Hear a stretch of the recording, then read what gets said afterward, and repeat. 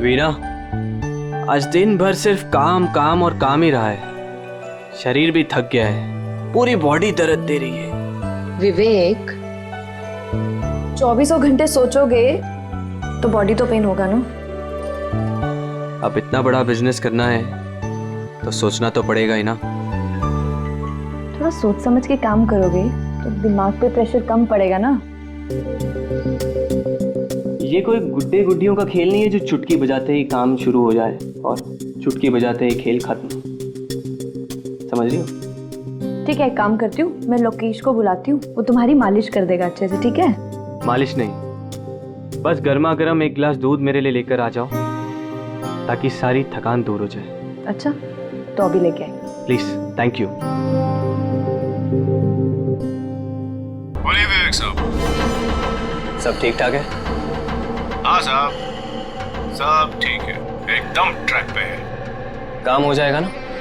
आपको जुबान दिया साहब, काम हो जाएगा। जो भी तुम्हें सही लगे वो सब करो, तुम्हें पूरी छूट है, मगर उसको फिक्स कर दो। आप चिंता मत करो साहब, वो तैयार हो जाएगा। उसको तैयार करना मेरे बाएं हाथ का काम है। गुड।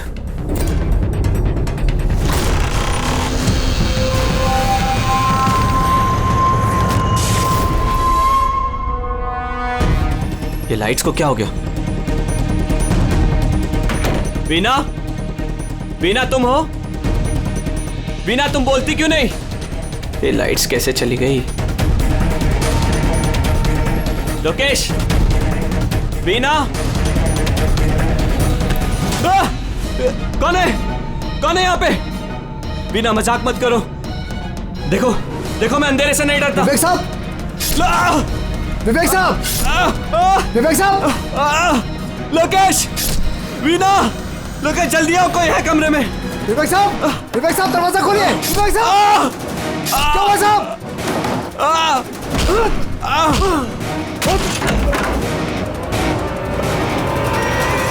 विवेक साहब, मार्गिन, विवेक साहब, विवेक साहब, विवेक साहब, मार्गिन, विवेक साहब।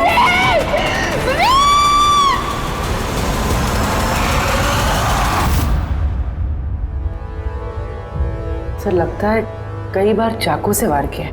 ये देखिए, कटने का और चाकू घोंपने का निशान है। घाव के पैटर्न देख के लगता है कि ये घाव चाकू के नहीं है, किसी और चीज से खून किया गया है। ऐसा क्यों लगता है सर आपको?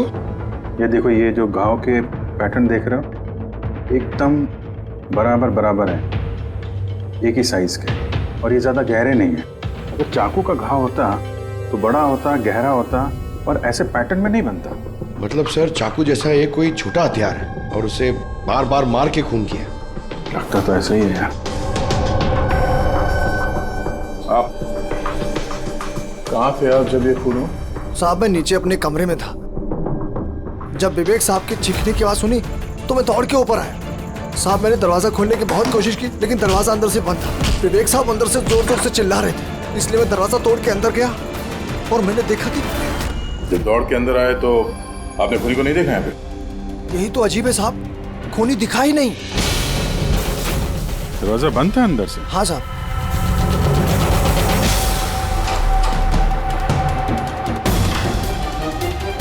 तुम अंदर आए तो यहाँ पे लाइट थी? साहब, उस वक्त लाइट नहीं थी। जब मैं दरवाजा खोल के अंदर आया तो लाइट आ गई। कमाल है सर, ये कैसा खूनी है जो लाइट में भी नहीं दिखा? कहीं ये आत्मा। ये भी तो हो सकता है कि जब कमरे में अंधेरा था उसी वक्त खूनी दरवाजे बाहर गया। साहब, ऐसा बिल्कुल नहीं हो सकता। साहब, अगर खूनी दरवाजे से अंधेरे में भी गया होता तो मुझे जरूर दिखा होता। मेरी आंखें बिल्कुल ठीक है साहब। कमरे से बाहर जाने का और कोई रास्ता तो दिख नहीं रहा है। वही तो, कमरे से बाहर जाने का एक ही रास्ता है, वो है ये दरवाजा। दरवाजा अंदर से बंद था और लोकेश ने ये दरवाजा खोला, और इसने तो यहाँ पे खूनी को देखा नहीं। कमाल है।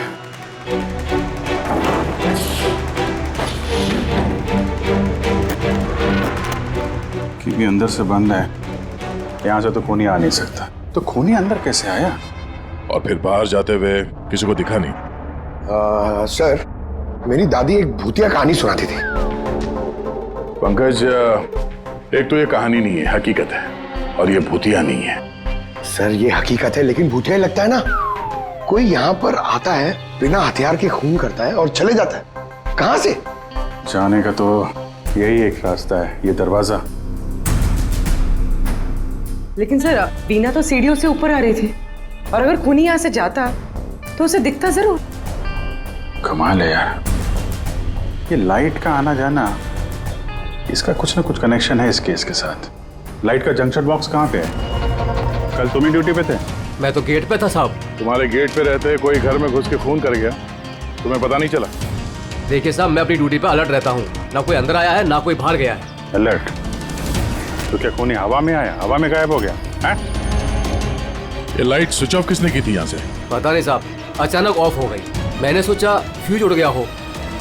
या कोई स्पार्क वार्क हुआ था जंक्शन बॉक्स में? नहीं साहब, स्पार्क नहीं हुआ था, लाइट चली गई, और जैसे लाइट चली गई मैं जंक्शन बॉक्स की तरफ दौड़ा। देखा बाकी सबके घर में लाइट है, हमारी क्यों नहीं? और देखा साहब, जंक्शन बॉक्स खुला था, जंक्शन बॉक्स का स्विच भी बंद था, और मैंने ऑन किया साहब। जैसे ही ऑन किया लाइट आ गई। कोई तो आया था यहाँ पे जिसने लाइट के साथ छेड़छाड़ की है। विवेक की बीवी वीना, उससे भी पूछ लेते हैं। वीना जी, हमें मालूम है ये बड़ा मुश्किल समय है आपके लिए, पर हम लोग भी थोड़े हैरान हैं कि यहाँ पे सबके रहते हुए विवेक का खून हो जाता है और किसी ने भी खूनी को देखा नहीं। सर, इस बात का जवाब मेरे पास भी नहीं है। मैं खुद हैरान हूँ, खूनी कहाँ से हवा बनकर आया और कहाँ चला गया। मैं मेरे बच्चों को क्या जवाब दूंगी सर? उन पर क्या बीतेगी? हिम्मत रखो, समय के साथ साथ बच्चे भी समझ जाएंगे। आप कौन है? सर, मैं विवेक का बिजनेस पार्टनर हूँ। मेरा नाम राकेश है और मैं अभी जापान से लौटा हूँ। किस सिलसिले में जापान गया था? सर, एक बिजनेस के मामले में गया था। क्या बिजनेस क्या करते हैं? सर, विवेक और राकेश एक जापान में ऑयल बेसिन का बिजनेस शुरू कर रहे थे। जापान की सी में जॉइंट वेंचर था, इंडिया और जापान में। दोस्त तो गया ही, पता नहीं अब इस कंपनी का क्या होगा। विवेक की किसी से कोई दुश्मनी थी क्या, या आजकल कुछ स्ट्रेस में हो, कोई धमकी भरे फोन, ऐसा कुछ? नहीं सर, कभी किसी की धमकी या फिर कुछ ऐसा उन्होंने नहीं बताया, लेकिन वो जापान की डील को लेकर काफी टेंशन में रहते थे। किस तरह की टेंशन? डील होगी भी या नहीं। लेकिन सर, एक बात और थी। क्या? सर, कुछ दिन पहले विवेक एक बहुत अजीब आदमी से मिले थे। अरे आप चिंता मत करो, आपने मुझ पर भरोसा किया, अपना वादा पूरा किया, अब मैं भी आपका वादा पूरा करूंगा। पुलिस को भनक भी नहीं होनी चाहिए। साहब, पप्पन नाम है मेरा, मुझ पे भरोसा है ना? विश्वास है, इसलिए काम दिया है तुम्हें। बस अब पप्पन का कमाल देखो। पप्पन?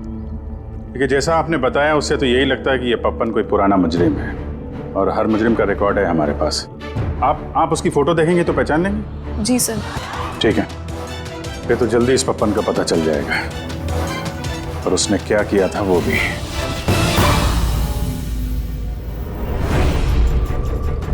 आप लोगों का शक एकदम सही है बॉस, ये खून चाकू से नहीं हुआ। तो फिर किस हथियार से हुआ जो कोई भी देख नहीं पाया, यहाँ तक कि लोकेश को भी वो हथियार दिखाई नहीं पड़ा? हाँ बॉस, हथियार भी नहीं नजर आया, और कमाल की बात है खूनी भी दिखाई नहीं दिया। ये तो पहली हो गई, खून हुआ, खून ही नजर नहीं आया। घाव चाकू जैसे हैं लेकिन खून चाकू से नहीं हुआ। पहेली तो है अभिजीत, और इस पहेली को सॉल्व करने के लिए आप लोगों को कड़ी मशक्कत करनी पड़ेगी। देखो बॉस, हम लोग आत्मा में तो विश्वास नहीं करते, लेकिन साइंस से कुछ भी किया जा सकता है, और मुझे लगता है किसी मॉडर्न साइंस की टेक्निक का इस्तेमाल किया गया है इस खून में। हाईटेक खूनी? हाईटेक ही हो सकता है, वरना ना दिखने वाले खूनी को लाइट्स ऑफ करने की क्या जरूरत है? माना कि ये खूनी हाईटेक है, मगर कहीं ना कहीं उंगलियों के निशान तो छोड़े होंगे ना उसने? बिल्कुल आए। तो फिर सर, जो क्राइम सीन से हमने उंगलियों के निशान लाए थे, उनमें से एक निशान खूनी के भी होंगे? होने चाहिए थे, लेकिन अफसोस की बात यह है कि है नहीं।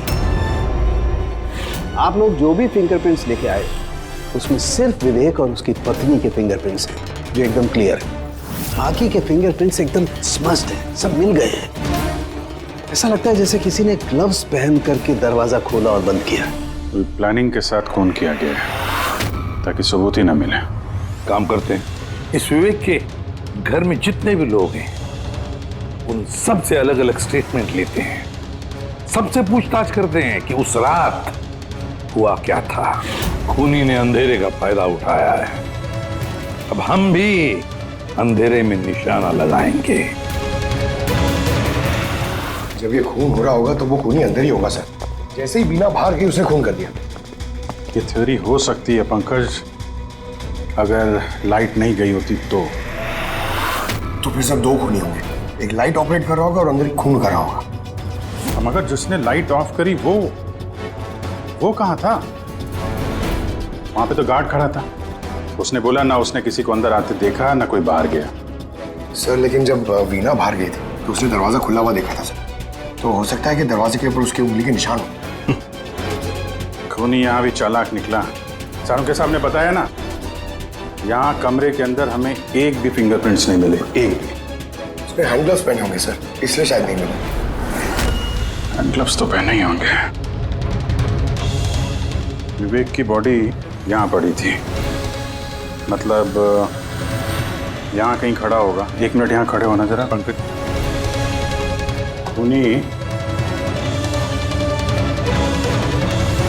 खूनी जब अंदर आया तो दरवाजा खुला हुआ था। जैसे ही लाइट गई खूनी अंदर आया, उसने दरवाजा बंद किया।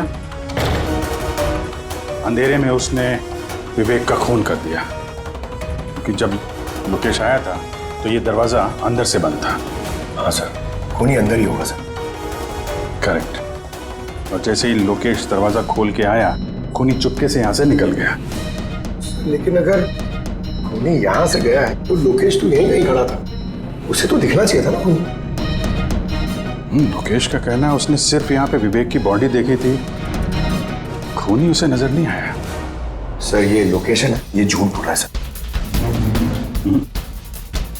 लगता तो नहीं है। इंटरोगेशन में अच्छे अच्छे झूठ बोलने वाले ना लड़खड़ाने लगते हैं, उनकी जबान कांपने लगती है। ऐसा लगता नहीं है वो झूठ बोल रहा है। तो फिर कौन है ये आदमी? वीना ने उसे महसूस किया, लोकेश ने उसे महसूस किया, लेकिन देखा नहीं। सर मरने से पहले विवेक ने जिस नंबर पे फोन किया था वो नंबर 1 दिन पहले चोरी हो गया था और अब वो अनअवेलेबल आ रहा है। अनअवेलेबल है तो जरूर पप्पन का होगा। दया, पप्पन का नंबर होगा। क्या पता चला उसके बारे में? सर पूरी ट्रेस कर रही है, उसका क्रिमिनल रिकॉर्ड भी चेक करिए सर, बहुत जल्द पता चल जाएगा। यही है। यही है सर। हाँ सर ये देखिए सर, हमारे रिकॉर्ड में तो कई सारे पप्पन हैं, लेकिन वीना के बताए अनुसार ये वही आदमी जिसकी हमें तलाश है। सर ये वही आदमी है जिसे मैंने विवेक के साथ देखा था। हमारे रिकॉर्ड के हिसाब से तो ये मुजरिम बहुत ही खतरनाक है सर, खूनी है। और अगर विवेक ने इसे पैसे दिए हैं तो जरूर खून किया होगा इसने। और अभी ये बेल पे बाहर है और पुलिस स्टेशन पे हाजिरी देने के लिए जाता है हर रोज। कौन से पुलिस स्टेशन में जाता है ये हाजिरी देने के लिए?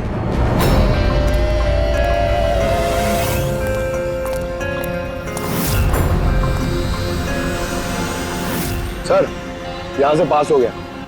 सब्जी ले लो भाई, सब्जी ले लो, सब्जी ले लो। सर पप्पन यहाँ से निकल गया। ले भैया तेरा ठेला संभाल ले। उसको उधर ही रोक के रख, चाहे वो रोए या हंसे तुम उसकी चिंता मत कर। जब तक वो हमारे पास है, बाजी हमारे हाथ में है। तुम लोग मेरा इंतजार करो और कुछ भी गड़बड़ हुआ ना, तुम में से किसी को नहीं छोड़ूंगा मैं। ये चिड़ी का गुलाम तुम्हारी तरफ गया था, देखना जरा। कैसा लगा हमारा इनविटेशन भरत साहब? देखो देखो आप लोग जो कोई भी हो, मुझे और मेरे बेटे को छोड़ दो। मैं आप लोगों से रहम की भीख मांगता हूँ, रहम। ओके फाइन, एक काम करो, मुझे तुम यहाँ पर रोक लो, लेकिन मेरे बेटे को छोड़ दो। मुझे ना तो तुम चाहिए ना तुम्हारा बेटा। मैं चाहता हूं कि तुम विवेक सर की बेट पास करो। विवेक सर खुश तो मैं खुश। ये पॉसिबल नहीं है। मैं इंडियन मिनिस्ट्री में एक एम्प्लॉय हूं। माना कि सारे कॉन्ट्रैक्ट मेरे जरिए पास होते, लेकिन मैं ऐसे ही किसी कंपनी का कॉन्ट्रैक्ट कैसे पास करवा दूं सर? मिस्टर भरत, तुम ना मामले की गंभीरता को नहीं समझ रहे हो। तुम्हारे बेटे के साथ क्या हो सकता है ये तुम सपने में भी नहीं सोच सकते। सपने में तुम भी नहीं सोच सकते कि अब तुम्हारे साथ क्या होने वाला है। सर मैं मिनिस्ट्री की तरफ से काम कर रहा था। जितनी भी सील्ड बिड इंडियन फर्म्स की तरफ से होती है उसका इंचार्ज था मैं। चीनी या जापानी कंपनियों के पास अपने देश में नीलामी का कार्यालय था, लेकिन सभी भारतीय बोलियां उनके पास आई। किसी विदेशी कंपनी को भी कॉन्ट्रैक्ट मिला था क्या? नहीं सर, इसके बारे में सभी की कॉमन राय थी, क्योंकि भारतीयों के पास चीप लेबर और रॉ मटेरियल इजीली अवेलेबल था, इसलिए दूसरी विदेशी कंपनियों को कॉन्ट्रैक्ट मिलना मुश्किल था सर। सर इस नीलामी का चक्कर तो समझ में आ गया। इस विवेक ने नीलामी को अपने फेवर में करने के लिए इनके बेटे को किडनैप किया, मगर विवेक को किसने मारा होगा और क्यों? ये काम तो जरूर किसी इंडियन कंपनी का ही है जो विवेक का कॉम्पिटिटर था। इसी चक्कर में हुआ ये सब। वो लिस्ट लाए ना आप जो विवेक के अलावा इंडियन बिडर्स थे? ये सर, जैसा आपने कहा था आपके अकॉर्डिंग ये मैंने लिस्ट तैयार की। Thank you. कार्तिक, विवेक, इन दोनों के अलावा राकेश, प्रमेश, शिवानी, रोनी और नवीन। अच्छा भरत जी, इनमें से आपको कौन लगता है जो विवेक के खिलाफ बोली लगाने वाला सबसे ज्यादा? सर यानी ऐसा कोई आदमी जो विवेक के ये बिड जीतने से दुखी हो या फिर उसे कोई नुकसान हो? सर ऐसे तो दो लोग हो सकते हैं, रोनी और नवीन। रोनी और नवीन, तो फिर मिल लो। इस रोनी और नवीन से पूछताछ करो, उनसे पता तो चले है कौन ऐसा जो बिना दिखे भी खून कर सकता है।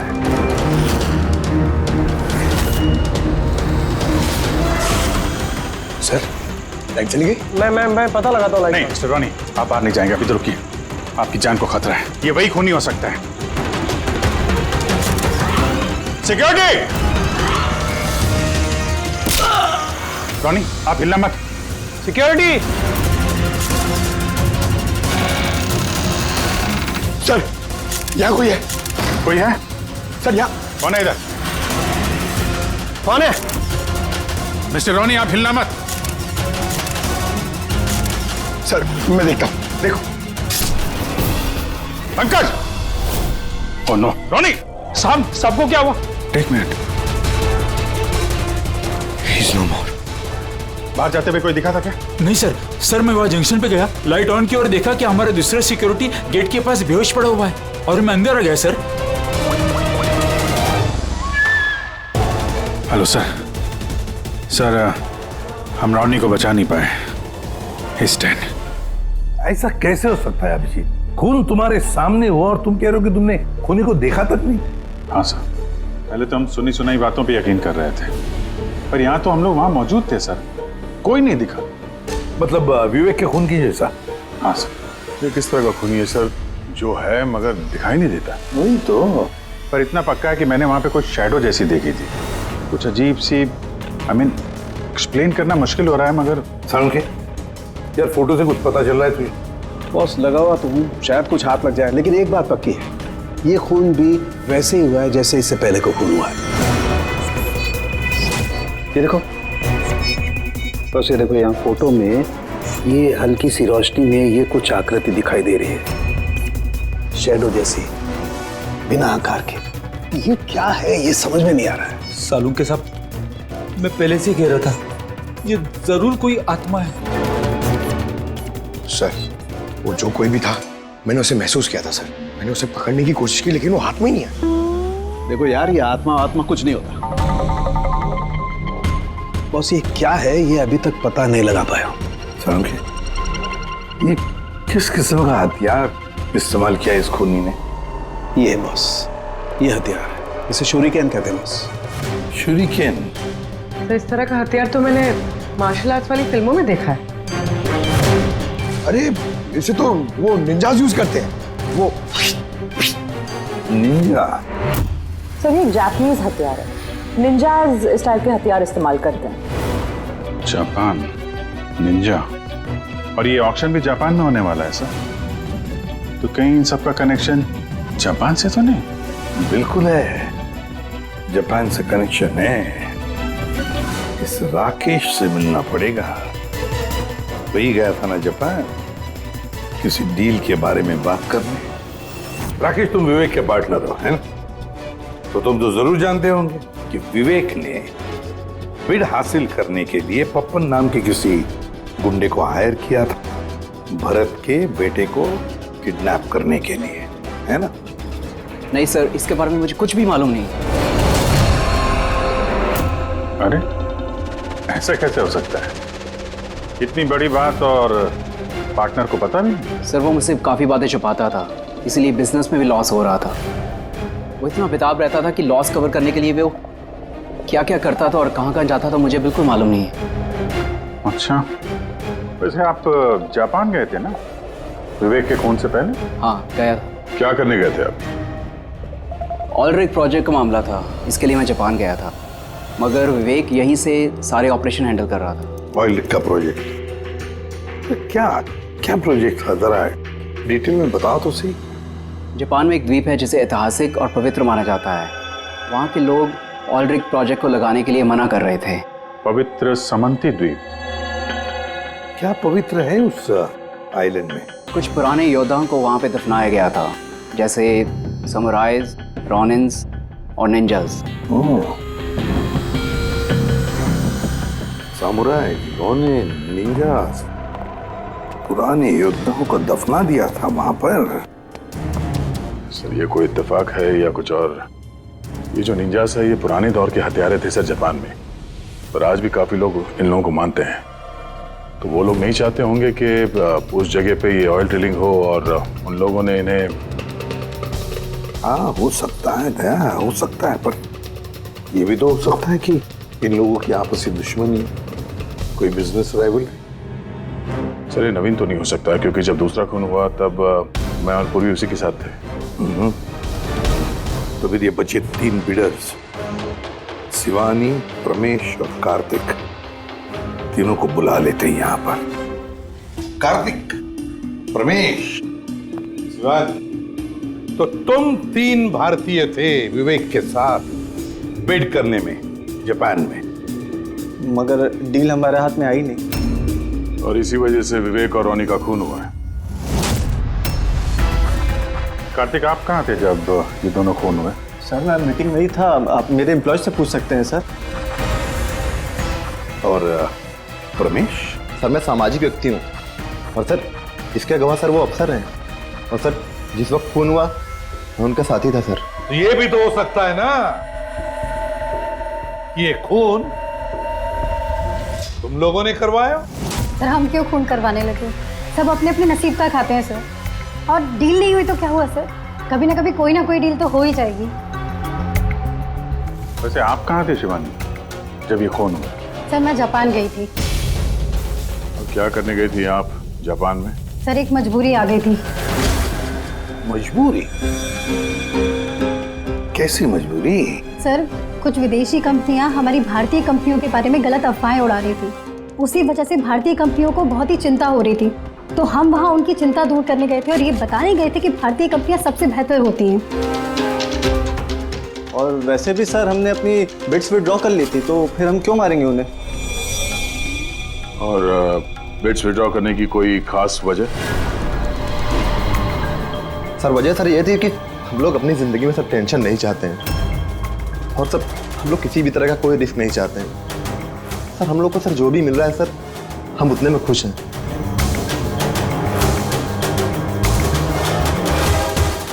सर अब तो ये नवीन ही बचा, इसने तो बिड भी वापस नहीं लिया।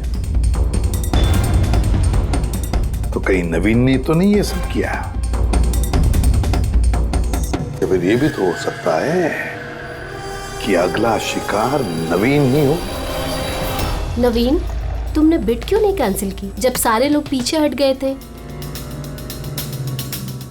ऐसे कैसे मैं पीछे हट जाता?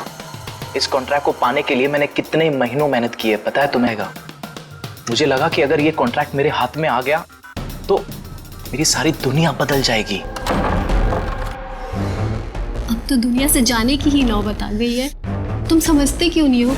अगर तुम चले गए तो मेरा क्या होगा? डरने की कोई बात नहीं है, हमें कुछ नहीं होगा। सीआईडी की पूरी टीम हमारे साथ है। अरे सीआईडी वालों के सामने वो मार के चला गया, और सीआईडी वाले क्या किए? कुछ नहीं कर पाए वो। सीआईडी की टीम पे भरोसा रखो तुम, हमें कुछ नहीं होगा। पंकज, तुम्हें पता है ना हमें क्या करना है? Don't worry, I know. मैं आता हूं।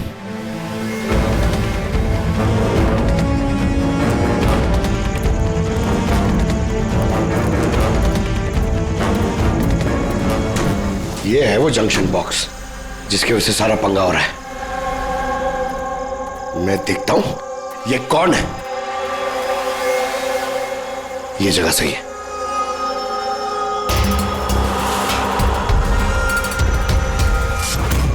नवीन, ये लाइट को क्या हो गया? अरे कुछ नहीं हुआ। नहीं नहीं, वो आ गया है। कुछ नहीं होगा, कुछ नहीं होगा आपको। प्लीज रिलैक्स हो जाइए।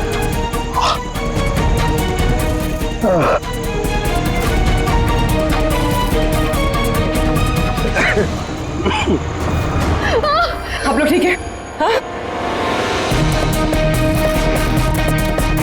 तो मैंने वहां पर 6 गोलियां चलाई थी।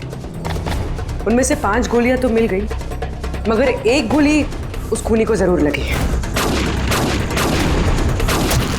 एक गोली खूनी को लगी है? तो पूरी तुम यकीन नहीं साथ कैसे कह सकती हो कि 6 में से एक गोली खूनी को लगी है? क्या वहां पे कोई खून वगैरह गिरा था? नहीं सर, खून तो नहीं था वहां पर, लेकिन गोली लगने की आवाज जरूर आई थी। अगर गोली लगी है तो खून तो निकलेगा ही। घर के अंदर ना सही तो घर के बाहर कहीं मिला? नहीं सर, हमने अच्छे से चेक किया था, वहां पर खून था ही नहीं। हो सकता है सर खूनी ने बुलेट प्रूफ वेस्ट पहन रखी हो। और सर ये भी तो हो सकता है कि ये काला कपड़ा उस बुलेट प्रूफ वेस्ट का टुकड़ा हो। सर के इस काले कपड़े के टुकड़े से कुछ पता चल रहा है तुझे? नहीं बॉस, इस कपड़े पर से भी खून के ट्रेसेस तो नहीं मिले। खून के अलावा कुछ मिला तुझे? हाँ, ये कपड़ा इतना काला है, इतना काला है कि विश्वास नहीं होता है। इस पर से कोई भी रिफ्लेक्शन हो ही नहीं सकता है। रिफ्लेक्शन नहीं हो सकता? मतलब ये फ्रेडी कि जब आप किसी भी चीज पर लाइट डालते हैं तो वो लाइट थोड़ी सी रिफ्लेक्ट होके आपकी आंखों में आती है। इसी से पता चलता है कि वो क्या चीज है, उसका कलर क्या है, ये सब कुछ। लेकिन इस कपड़े पर अगर आप लाइट डालेंगे तो रिफ्लेक्ट होगी ही नहीं। इस कपड़े पे लाइट मारेंगे तो ये कपड़ा दिखेगा नहीं ना। मैं दिखाता हूं, ये देखो, ये यहां पर ये लाइट है। अब हम इसे ट्रैवल करते हैं इस कपड़े पर, और ये देखो लाइट गायब। My God. मतलब इस कपड़े ने सारी की सारी लाइट एब्जॉर्ब कर ली। और ये देखो, कपड़े से बाहर आए तो फिर से लाइट दिखाई देना शुरू हो गई। अजीब कपड़ा है, पूरी लाइट एब्जॉर्ब कर लेता है। पता ही नहीं चल रहा था कपड़ा है कि नहीं। एक साउंड के नवीन की जान को खतरा है। जो भी है जल्दी बता दे। बॉस, मैं जानता हूं कि ये क्या है और खून कैसे हुआ है। शिखा, क्या हुआ तुम्हें? क्यों इतनी परेशान लग रही हो? हमें कुछ नहीं होगा, रिलैक्स हो जाओ। कैसे रिलैक्स हो जाओ? तुम्हें कुछ हो गया तो? अरे शिखा, मैंने बोला हमें कुछ नहीं होगा। नवीन, ये लाइट कैसे चली गई? अरे नवीन, वो आ गया है। कोई नहीं आया। वो तुम्हें मार डालेगा।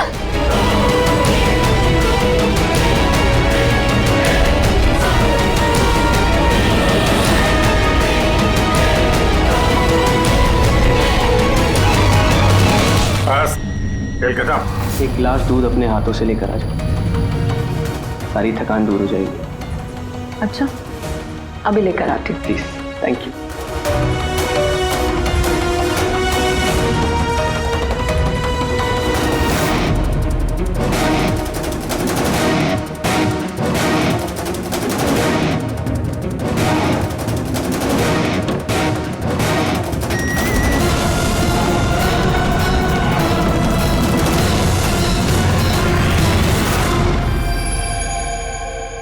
मैंने सोचा नहीं था कि कोई मुझे भी पकड़ सकेगा। हमने भी नहीं सोचा था कि एक पत्नी अपने पति का खून कर देगी। अपराधी चाहे जितना दिमाग लगाकर अपराध को अंजाम दे, कहीं ना कहीं उससे कोई ना कोई गलती हो ही जाती है। मैंने तो कोई गलती नहीं करी, फिर भी आप लोगों ने मुझे पकड़ लिया। नहीं, गलती हुई तुमसे। ये कपड़ा पहन के तुमने बहुत अकलमंदी दिखाई थी, लेकिन इस कपड़े का टुकड़ा हमें खिड़की में से मिल गया और खिड़की पे फंसा हुआ वो कपड़ा हमारे लिए सबूत बन गया और उसी कपड़े की वजह से तुम हमारे पकड़ में आ गई। ये कैसा कपड़ा है सर? मैंने इसके बारे में पहले सिर्फ सुना था बॉस। मुझे पता नहीं था कि इसका इस्तेमाल किया जा सकता है, वो भी इस तरीके से। इसे जिस जिस व्यक्ति ने बनाया उसने अपने हिसाब से इसको नाम दिया, लेकिन एक बात पक्की है, ये दुनिया की सबसे ज्यादा काली चीज है। मैं तो कुछ समझा नहीं। सीधे तरीके से ये बात है फ्रेडी कि अगर इस कपड़े का कोई सूट बना करके पहन लेगा, वो व्यक्ति आपको दिखाई नहीं देगा तब तक जब तक कि उसके आसपास की सारी लाइट्स एलिमिनेट ना हो जाए। वो दिखाई नहीं देगा। अगर दिखाई देगा तो सिर्फ एक आकृति दिखाई देगी, एक छाया, वो भी बिना किसी रूप के। ये एक 3D से 2D में बदल जाने की प्रक्रिया है। अरे सर, कोई तो लाइट होगी जिससे ये दिखे। ऐसी कोई लाइट नहीं है, ना इंफ्रारेड लाइट, ना यूवी लाइट, ना ही लाइट स्पेक्ट्रम। अभिजीत, नवीन से कहो कि वो बिड विड्रॉ ना करे और ये इंफॉर्मेशन सब में फैला दो। सर, इस बात के फैलते ही उस पर फिर से हमला हो सकता है। यही तो हम चाहते हैं पूर्वी, यही तो हम चाहते हैं। ये ब्लैक फैब्रिक लाइट को एब्जॉर्ब कर लेता है, लेकिन हीट को एब्जॉर्ब नहीं करता। हीट को तो रिफ्लेक्ट करेगा ही। हम खूनी को पकड़ेंगे थर्मल विजन से।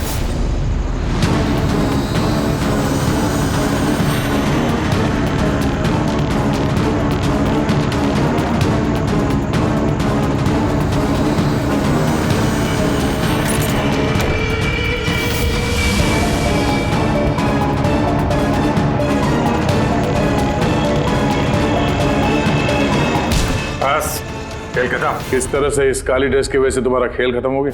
हाँ? अब जल्दी से बताओ, अपने पति का खून क्यों किया तुमने? नफरत थी मुझे उससे। उसकी बीवी कहलाते हुए भी मुझे शर्म आती थी। क्यों? ऐसा क्या करता था वो कि तुम्हें इतनी नफरत थी? ये जो बिजनेस था, मेरे पापा ने उसे दिया था। इतना बड़ा एम्पायर खड़ा करके दिया उसे, और वो उसे मिट्टी में मिलाने की कोशिश कर रहा था। गुंडों के बदौलत कॉन्ट्रैक्ट लेता था। तुम्हारा मतलब है कि वो खुद अपना बिजनेस खराब कर रहा था? कर नहीं रहा था, कर दिया था। मेरी फैमिली बैंकरप्सी की गिनती में थी।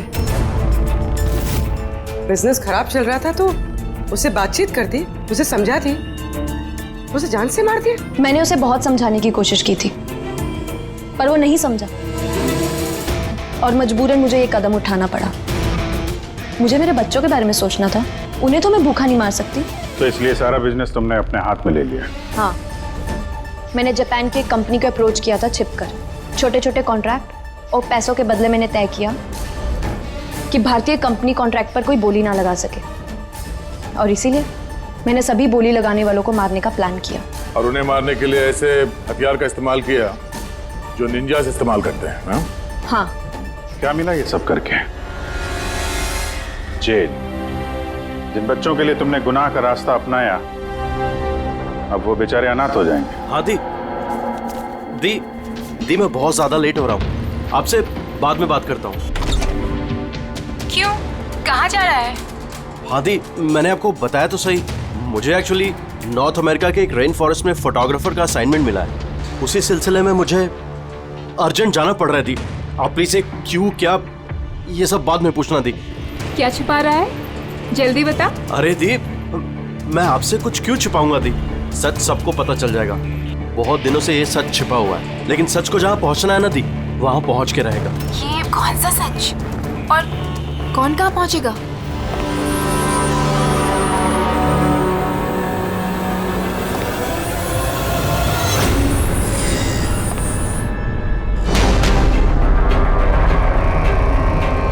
मायादी मेरे पास बिल्कुल टाइम नहीं है। एक्चुअली मुझे लग रहा है कोई है यहाँ पे।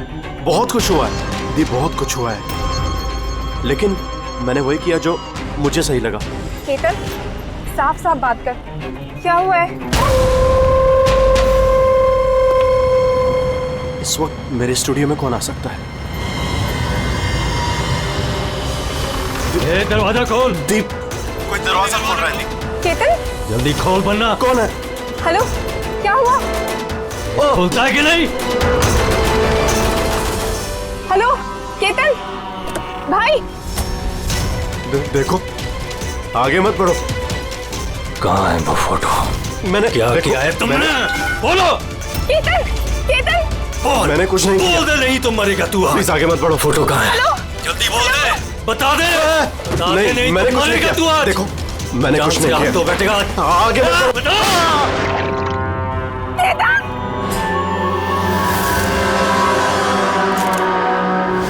ये किसी के जूतों से आया लगता है। असल वो केतन के जूते साफ थे, स्टूडियो के फ्लोर पे भी ऐसे निशान कहीं नहीं है। जो स्क्रेपर दे।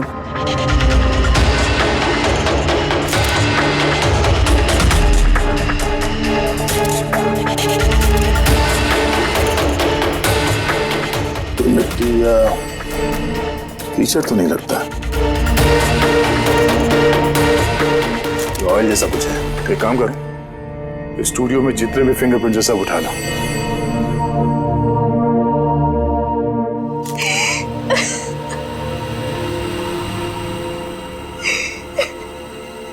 माया जी, हम जानते हैं कि ये समय ठीक नहीं है पूछताछ करने के लिए, पर फिर भी आपको परेशान कर रहे हैं। जरा ठीक से याद करके बताइए, आपने ये पूरा हादसा फोन पे सुना था, तो केतन और उस दूसरे आदमी के बीच में क्या बात हुई थी? वो आते ही बुरे तरीके से केतन को मार रहा था। वो चीख रहा था, चिल्ला रहा था, चीजें इधर उधर टूटने की आवाजें आ रही थी। मैंने कुछ नहीं किया। देखो, आगे मत बढ़ो, मुझे कुछ नहीं मालूम ना। वो कुछ फोटोज के बारे में बातें कर रहा था। सर, ये माया जो कह रही है कि केतन का खून उस वजह से हुआ है कि एक एविडेंस की वजह से। एविडेंस क्या वो फोटोग्राफ था? सर, केतन ने किसी कपल की इंफॉर्मेशन लिख के रखी है सर, ये देखिए। कोई मनन और शामली है, जू से। सर ये देखिए, कैलेंडर पर 14 अप्रैल 2018 ये डेट मार्क की है, द एनिवर्सरी। अरे ये तो आज की डेट है। इसका मतलब है आज के दिन कुछ होने वाला था जिसके बारे में केतन जानता था। उसका मोबाइल फोन चेक करो, देखो आखिरी बार किससे बात हुई थी उसकी।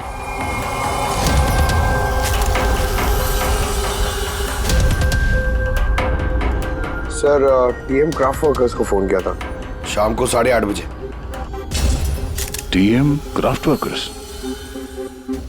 वो भी केतन के मर्डर के ठीक आधा घंटा पहले।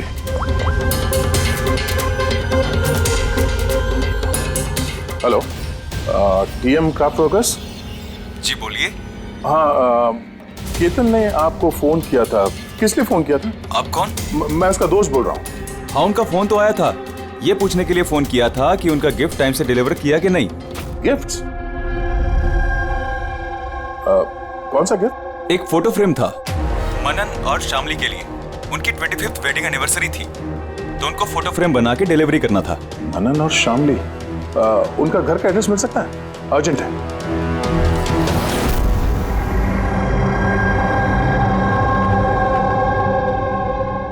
फोटो किसने भेजी? किसने भेजी? केतन? ये केतन कौन है? और इस तरह से हमारी फैमिली पिक्चर भेजने का क्या मतलब है? कैसे जानता है वो हमारी फैमिली को? अरे किसी ने कोई मजाक किया होगा। ये मजाक नहीं है। आप कौन? सीआईडी। सीआईडी? केतन नाम का एक मशहूर फोटोग्राफर था, उसका खून हो गया इस फोटो की वजह से। पर सर, एक फोटोग्राफ के चक्कर में कोई किसी का मर्डर क्यों करेगा? लेकिन सर हम तो किसी केतन को जानते भी नहीं। केतन को नहीं जानते तो फिर उसने आप लोगों की फोटो आप ही को क्यों भेजी? पता नहीं, पर हमने तो कभी ऐसी फोटो खिंचवाई भी नहीं है। और ना ही ऐसी दीवार हमारे घर पर है। सर हमने तो कभी नहीं देखा। और देखिए ना सर, ये नकली फोटोग्राफ लग रहा है। आप खुद ही देखिए, इसमें दीदी है, जीजा जी है। सर ये खाली कुर्सी रखने का क्या मतलब है इसका? सर हमें तो लगता है कि किसी ने गलत तरीके से फोटो बनाकर हमें भेज दी है। गलती से नहीं, जानबूझकर आया है आपके लिए ये, और वो भी अपनी जान कुर्बान करके।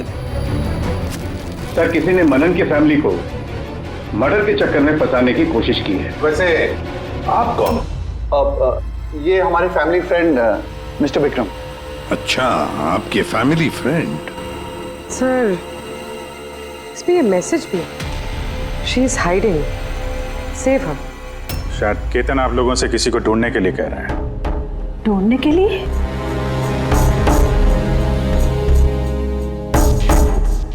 सर ये फोटो तो मेरी बेटी रिया जैसी लग रही है। हाँ, सर पता नहीं किसका हाथ पकड़ कर खड़ी है। देखो ना, ये हमारी बेटी जैसी ही लग रही है। ये रिया नहीं है। ये रिया नहीं है। ये येलो कलर की ड्रेस मेरी रिया नहीं पहनी थी जब वो गायब हुई।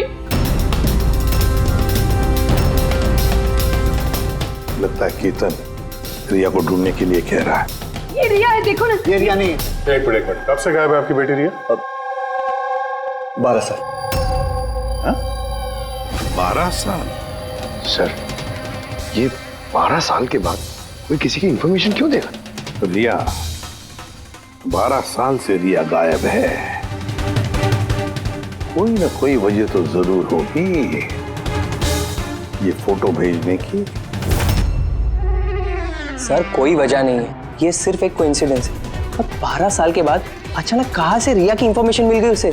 सर देखिए, ये रिया हो ही नहीं सकती। रिया की मौत 12 साल पहले हो चुकी है। ये रिया कैसे हो सकती है? ये रिया ही है। मैंने देखो ना, ये हमारी बेटी रिया ही है। फ्रॉक के पीछे पड़ी है। रिया ही। संभालिए अपने आप को। देखो तुम। अरे जाओ जल्दी।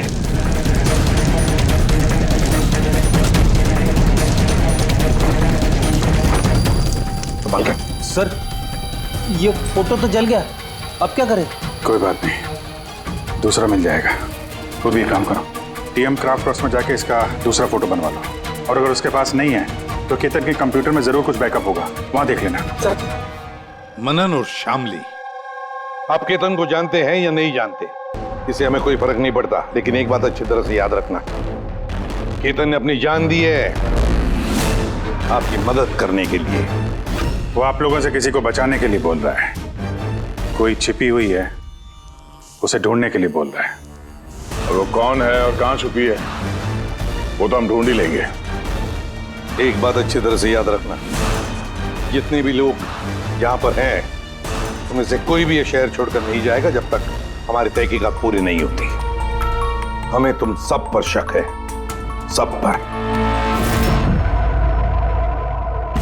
1 मिनट के लिए मनन, शामली, आयशा और विहान इनके इस नकली फोटोग्राफ को बाजू में रखते हैं और उनके पीछे जो दीवार है उन पर कंसंट्रेट करते हैं, ये फ्रेम्स और ये जो पीछे लिखे हुए नंबर्स पर। अब शामली ने इशारा किया था इस फ्रेम पर, 3 नंबर वाली फ्रेम पर, पीले रंग का फ्रॉक पहनी हुई और किसी का हाथ पकड़ा हुआ है उस लड़की ने।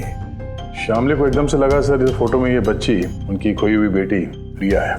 और फिर ये message, she is hiding, save her. लेकिन सर विक्रम तो बार बार कह रहा था कि रिया मर चुकी है। हो सकता है ये मैसेज रिया के बारे में हो सकता है वो अभी भी जिंदा हो। बिल्कुल हो सकता है पूर्वी, बिल्कुल हो सकता है। और शायद केतन यही कहना चाहता है इन लोगों को, मनन के फैमिली को, कि शायद रिया जिंदा है और उसे मदद की जरूरत है। लेकिन सर उसे इतनी मेहनत करने की क्या जरूरत थी? फोन कर देता सीधे और बोल देता जो भी बोलना है रिया के बारे में, या फिर पुलिस को इन्फॉर्म कर देता। सर हो सकता है उसे किसी ने डराया धमकाया हो और तभी तो मजबूर होकर उसने ये सब किया है। केतन ने तो अपना फर्ज निभाया है और हम उसकी मेहनत को बेकार नहीं जाने देंगे।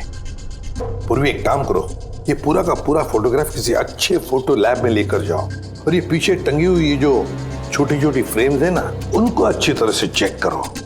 और ये भी देखो, ये जो वॉल है पूरी, क्या वो फोटोशॉप तो नहीं की गई है? और रिया के लापता होने की एफआईआर की कॉपी भी चाहिए हमें। केतन मनन की फैमिली को तो नहीं जानता था, तो ऑब्वियसली रिया को भी नहीं जानता होगा, तो फिर उसने मनन की फैमिली को ये इंफॉर्मेशन क्यों दी और इस तरह से क्यों दी? सर, केतन का खूनी जरूर रिया के फैमिली से जुड़ा हुआ है सर। इन सारे लोगों के फोन रिकॉर्ड्स चेक करो फ्रेडी, और साथ साथ केतन के फोन रिकॉर्ड्स भी।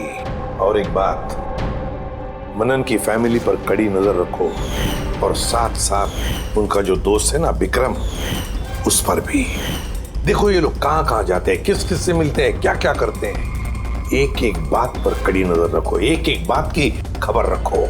इस केतन के साथ जितने भी लोग काम करते थे ना, उनसे मिलना पड़ेगा। आप दोनों तो केतन को बहुत अच्छी तरह से जानते थे, तो कभी उसने आप लोगों को बताया किसी छोटी सी बच्ची के बारे में, जू के एक फैमिली के बारे में, उनके फैमिली पोर्ट्रेट के बारे में? जी नहीं सर, मुझे तो अब तक उसने कभी कुछ नहीं बताया। अच्छा, केतन सिर्फ आपके लिए काम करता था या और भी कुछ करता था किसी और के लिए भी? केतन मेरे लिए फैशन फोटोग्राफी करता था, साथ ही साथ बड़े बड़े फैशन हाउसेस के लिए एक्सक्लूसिव कैटलॉग शूट करता था। माया, आप केतन की बहन है तो आपको तो पता हो गया वो किस किस से मिलता था। सर, केतन बहुत ही रिजर्व रहता था, बस अपने काम में ही मग्न, और उसके दोस्त भी गिने चुने ही थे। और सर, हाल ही में केतन को एक इंटरनेशनल एग्जीबिशन के लिए असाइनमेंट मिला था, जिसके लिए वो मुंबई की गलियों में घूमकर स्ट्रीट फोटोग्राफी शूट किया करता था। वो फोटोग्राफ देख सकते हैं हम लोग? जी सर। इतना अच्छा पोर्टफोलियो बनाया था सर, एग्जीबिशन में सबमिट ही नहीं की। बहुत परेशान हो गया था वो।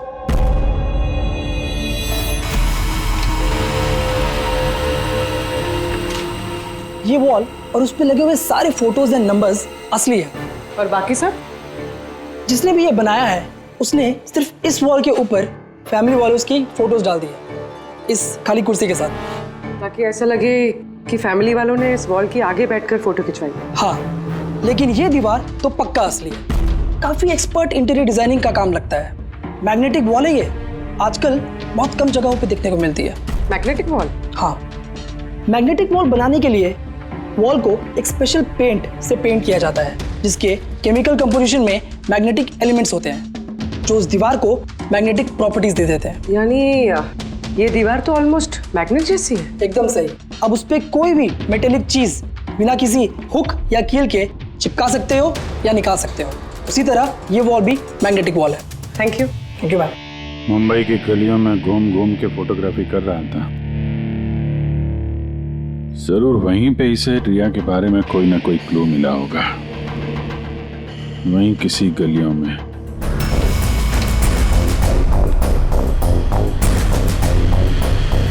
सर, ये देखिए।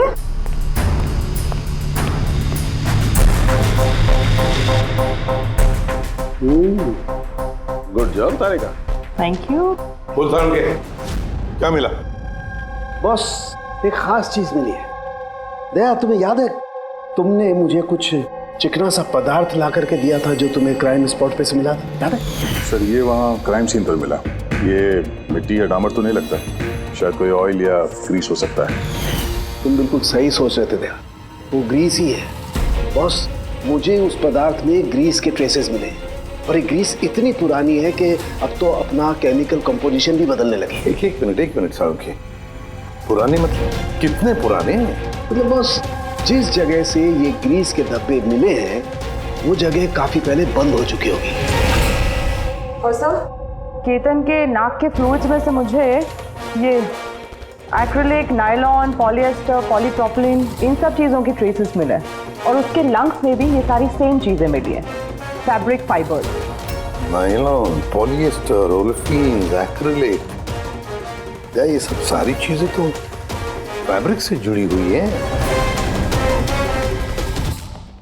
ये तो एक फोटोग्राफर था, इसका क्या संबंध इन सारी चीजों से?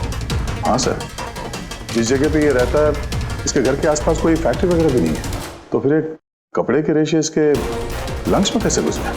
हो सकता है ऐसी जगह पे आता जाता हूँ। हाँ बस, कोई फैक्ट्री, कारखाना, मिल। और बार बार जाता होगा सर, तभी ये पॉसिबल है। बार बार जाता होगा केतन ऐसी जगह पे, पर क्यों, किस लिए? सर श्यामली डिप्रेशन में चली गई है, वो घर से बाहर ही नहीं निकलती। और विक्रम और विहान मिलते रहते हैं, पता नहीं उन दोनों के बीच क्या बहस होती रहती है। और ये विहान वकीलों से जाके मिल रहा है। वकीलों से? हाँ सर। और आयशा अपनी किसी फ्रेंड्स के घर जाती रहती है, लेकिन उसकी जो ये फ्रेंड है उम्र में काफ़ी बड़ी है, मुझे नहीं लगता कि उसका इस केस से कोई ताल्लुक है। और ये जो मनन है ना, केतन के बारे में पता लगाने की काफ़ी कोशिश कर रहा है। अच्छा, तो फिर फ्रेडी वो जो फोन कॉल के रिकॉर्ड जो ट्रैक किए थे, क्या पता चला? कुछ नहीं पता चला सर। उनके जो रजिस्टर्ड मोबाइल नंबर है उसमें कुछ नहीं है। फोटोग्राफ्स का प्रिंट निकाल ली? हाँ सर। सर जैसे कि मैंने फोन पे बताया था, वो दीवार असली है सर। Magnetic wall? हाँ सर। सर केतन ने ये सारी फोटोज उस वॉल पे लगाकर वो फोटो ली है और फिर उस पर वो फैमिली वाली फोटो फोटोशॉप कर दी। सर इस वॉल का पता लगाने में ज्यादा टाइम नहीं लगेगा, इंटीरियर डिजाइनर का काम है, और ये वॉल पे मेटालिक डिजिट्स लगे हुए हैं। बस तो फिर ये सारे फोटोग्राफ्स आर्किटेक्ट्स और डिजाइनर्स के ऑफिसेज में भेज दो, पता चल जाएगा किसने ये मैग्नेटिक वॉल बनवा लिया था।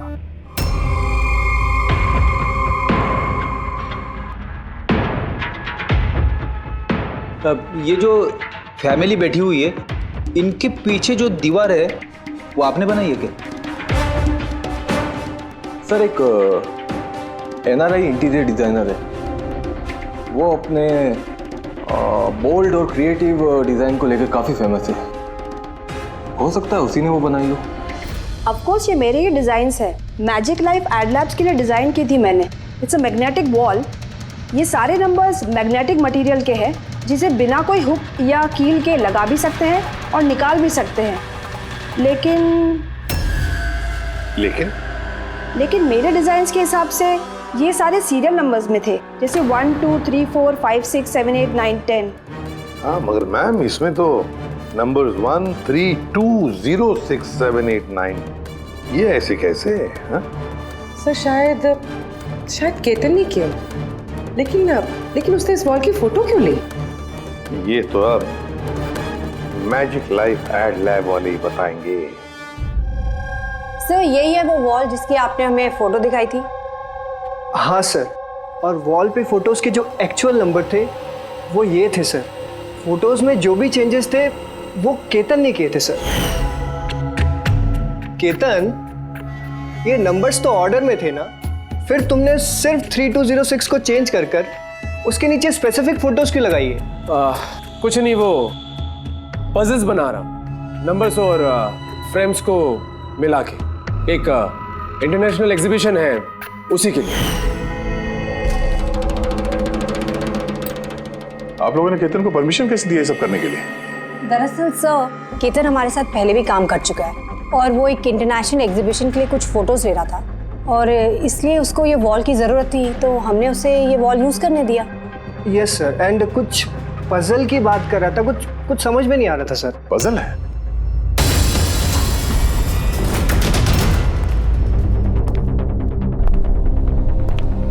नंबर्स में पजल? उस पोर्ट्रेट में 3206 था और उसके नीचे जो फोटोग्राफ्स हैं, कहीं वो फोटोग्राफ्स ही पजल तो नहीं? हो सकता है केतन हमें उन फोटोग्राफ्स के जरिए रिया की कहानी बताना चाहता हो।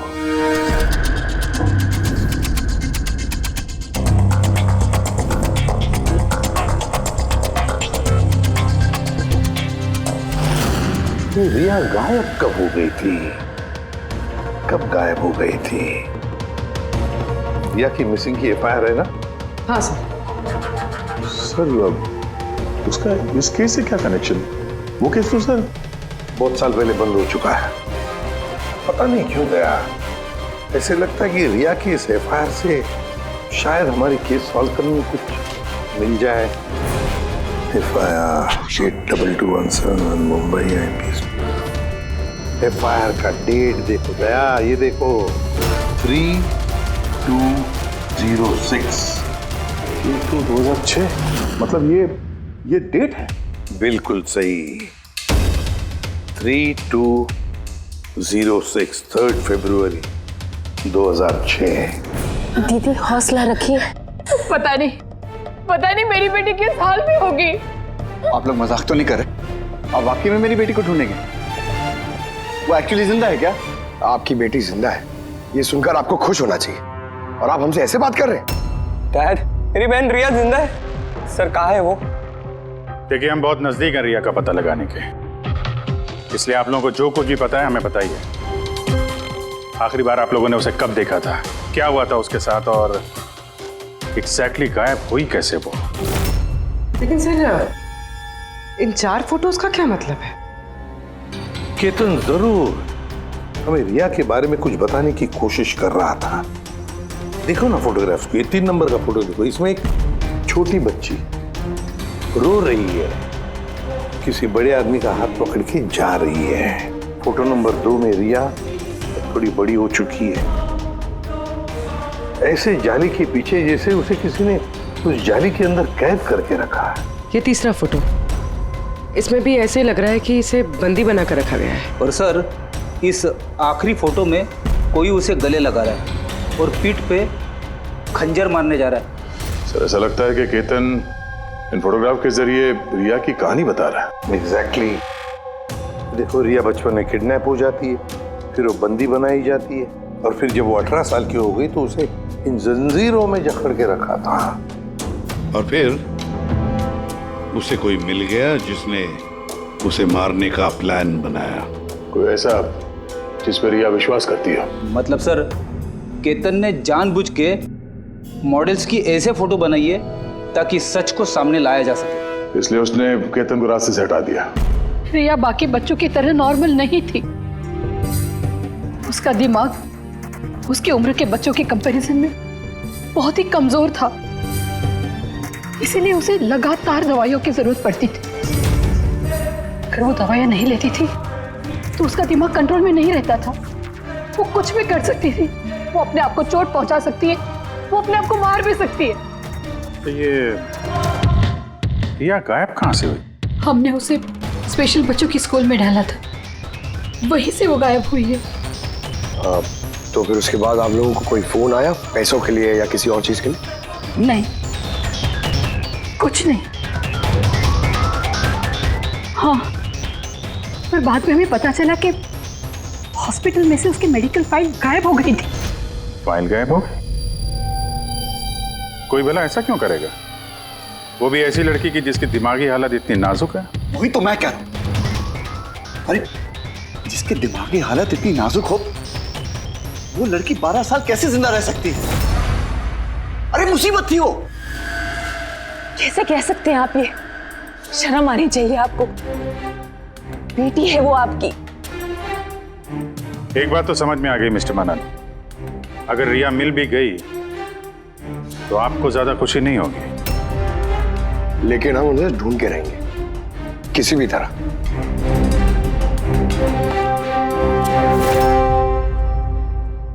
दया, इस फोटो को गौर से देखो। देखो, रिया बड़ी हो गई है, 18 साल की हो गई है, लेकिन उसके पैरों में जंजीर जकड़े हैं। सर ये पीछे ये खिड़की कारपेट दिख रहा है पीछे। क्या याद है तारिका ने क्या बताया था? केतन के नाक के फ्लूइड्स में से मुझे ये एक्रिलिक, नायलॉन, पॉलिएस्टर, पॉलीप्रोपिलीन, इन सब चीजों की ट्रेसेस मिले। ये सारी चीजें फैब्रिक से जुड़ी हुई है, कारपेट से। ये केतन फोटोज के जरिए बताने की कोशिश कर रहा था कि ये रिया किसी पुरानी मिल या फैक्ट्री में है। सर, चौथे फोटो में ऑयल कैन और खाली बक्से। और वो केतन के स्टूडियो में हमें ग्रीस के धब्बे भी तो मिले थे। सर शायद खूनी केतन के स्टूडियो में वहीं से जा रहा था जहां रिया कैद है। तीसरी फोटो में वो कारपेट वाली गली और चौथे में वो फैक्ट्री। सर ये दोनों जगह आसपास होगी। पहले ये पता लगाना पड़ेगा कि कारपेट वाली गली के आसपास कोई बंद पड़ी हुई पुरानी फैक्ट्री है क्या। जो भी करना है जल्दी करना पड़ेगा बॉस, क्योंकि हमारे मनन के घर जाने के बाद खूनी खुद सामने नहीं आएगा। शायद किसी से वो काम करवाएगा।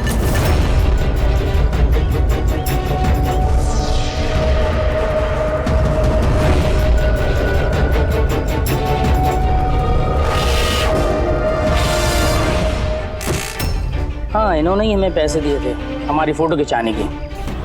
2 दिन के लिए आए थे, तीसरे दिन भी दिखे थे, लेकिन वो शायद किसी का पीछा कर रहा था।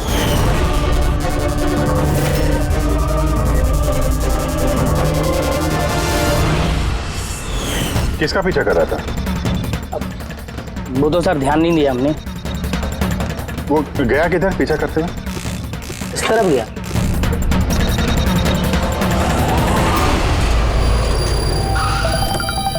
हाँ, पहुंच गया हूं मैं, फिक्र मत करो, जिंदा नहीं बचेगी वो।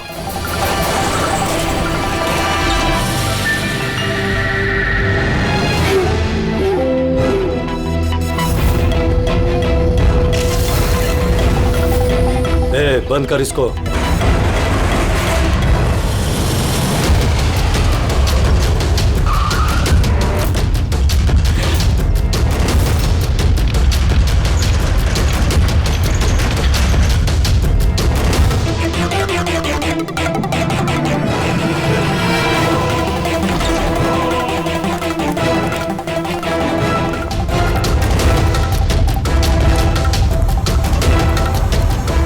मजबूरी है, बच्ची को खत्म करना पड़ेगा।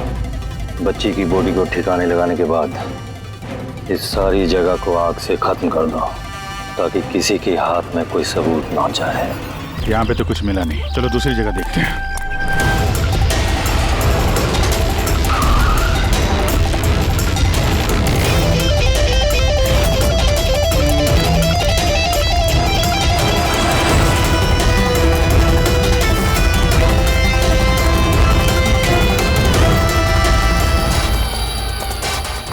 रिया, रिया, तुम्हारे मम्मी पापा के पास ले जाने आए।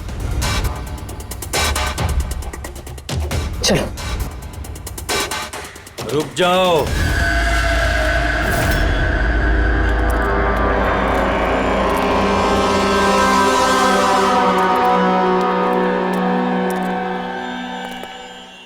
रिया बेटा, आजा आजा बेटा, आजा आजा आजा आजा आजा आजा आजा। रिया, रिया, रिया, आजा आजा आजा।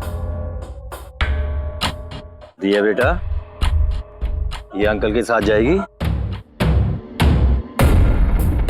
ये बच्ची तुम लोगों के साथ नहीं जाएगी, कोशिश करके देख लो।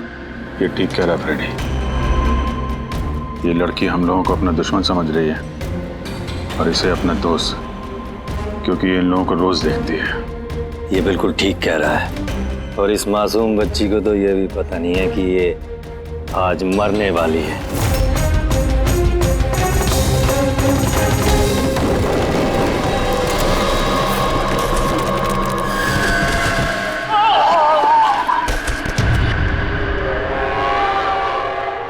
कौन हो तुम लोग? किसने भेजा तुम्हें? ये तुम्हें कभी पता नहीं चलेगा।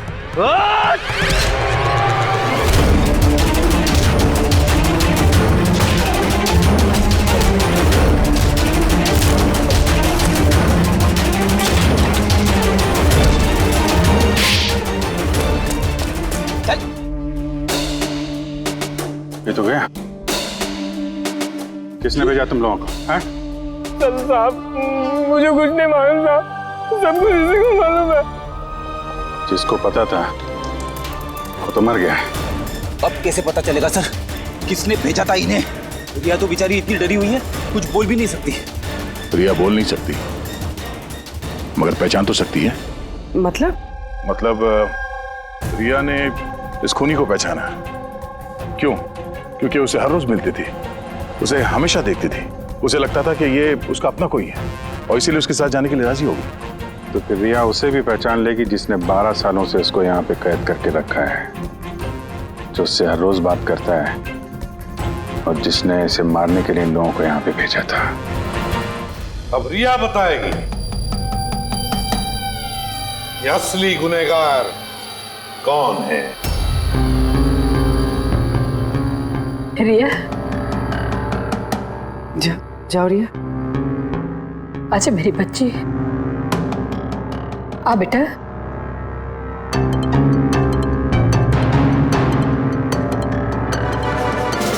रिया,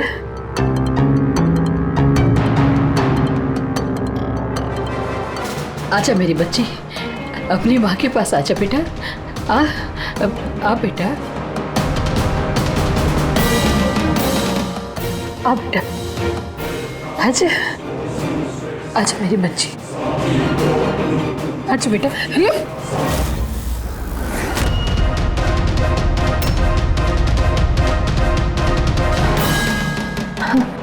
ये तो कमाल हो गया शामली जी। आपकी बेटी 12 साल के बाद आपसे मिलती है, लेकिन आपके पास नहीं है। अपने मौसी के गले लग जाती है, ये कैसे? वो तो माँ की जैसी हूँ ना मैं इसकी, बहुत प्यार करती है ये मुझसे, इसीलिए। अरे वाह मौसी जी, आपसे इतना प्यार कि रिया अपनी माँ को पहचान नहीं पाई और आप ही के गले लग गई। क्यों?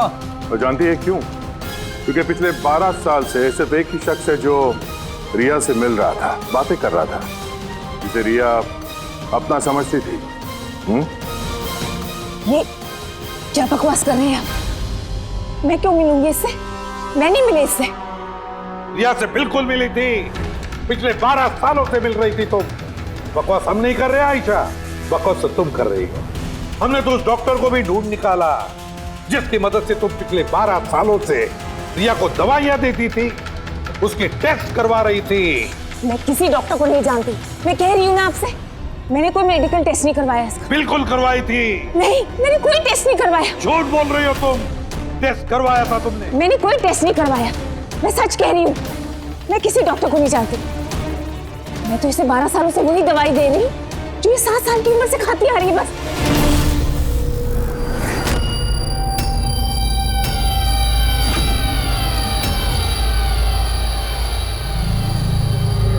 फंस गई ना? हाँ? इस आदमी को आपने भेजा था रिया को मारने के लिए। उसके मोबाइल में हमें उसका नंबर मिला जो इत्तेफाक से आपकी दोस्त है, जिससे आप अक्सर मिलती हैं। आयशा, तुमने ये सब क्यों किया? विहान के लिए। मेरा डिवोर्स हो चुका था, मेरी जिंदगी का वैसे भी कोई ठिकाना नहीं था। मैं विहान को किसके सहारे छोड़ती? मुझे ऐसा लगा कि ये पूरी प्रॉपर्टी, पैसा, ये सब मेरे बेटे को मिलना चाहिए, रिया को नहीं। रिया तो वैसे भी दिमागी मरीज है। तुमने अपने बेटे के भविष्य को संवारने के लिए अपनी बहन की बेटी की जिंदगी को अंधेरे में धकेल दिया। हाँ?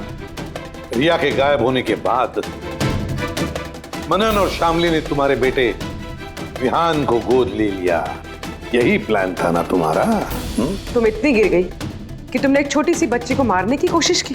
मैं उसे मारना नहीं चाहती थी, माँ हूं मैं भी, मेरा यकीन मानिए। मैं रिया को चोट नहीं पहुंचाना चाहती थी, बहुत कोशिश की मैंने उसे संभालने की, लेकिन संभाल नहीं पाई और इसीलिए तुमने रिया को मारने का प्लान बनाया। ये केतन कहाँ से बीच में आया और उसे रिया के बारे में कैसे पता चला? केतन के साथ मेरा अफेयर चल रहा था। भले उम्र में वो मुझसे छोटा था, पर मैं उसकी मदद करती थी। काफी बार मैंने उसे पैसे दिए उसके काम के लिए। सिर्फ बॉयफ्रेंड था, उसने तो तुमसे दिलो जान से प्यार किया। क्या वही उसका कसूर था? तो तुम्हारा बॉयफ्रेंड था तो तुमने उसे मारा क्यों? वो उस कारपेट वाली गली में एक दिन फोटोशूट कर रहा था। बाय चांस उसने मुझे देख लिया और मेरा पीछा करते करते वो रिया तक पहुंच गया। मैंने उसे बहुत डराया, बहुत धमकाया, यहाँ तक कहा कि मैं उसका करियर बर्बाद कर दूंगी। लेकिन नहीं, शायद उसमें इंसानियत जाग रही थी, इसलिए मुझे उसे मरवाना ही पड़ा। वाह, बहुत खूब। कैसी माँ हो तुम। 12 साल से एक मासूम बच्ची को अपनी माता पिता से दूर रखा। क्या मिला तुम्हें? हा? भूल गई तुम कि देर से ही सही सच्चाई तो सामने आ ही जाती है। अपने स्वार्थ के लिए बहुत बड़ा जुर्म किया है तुमने। कानून तुम्हें कभी माफ नहीं करेगा। कड़ी से कड़ी सजा होगी तुम्हें, कड़ी से कड़ी सजा। CID के और भी मजेदार और सस्पेंस से जुड़े एपिसोड्स को देखने के लिए हमारे चैनल को सब्सक्राइब करें और बेल आइकॉन दबाना ना भूलें।